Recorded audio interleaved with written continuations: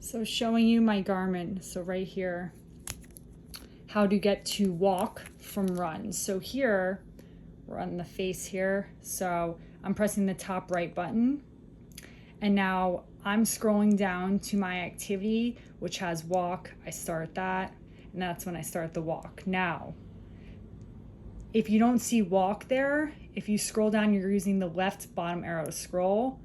Navigate, expedition, track me, project widget, add, you click the top right, and then you could click here and find your sport. Let's say bike indoor, set as a favorite, yes.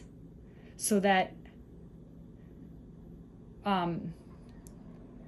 when I'm going now, saving changes, yes. So I could start that, or I could just use the bottom right tool to go back out and then click on the top right. And now bike indoor is going to be in my favorites.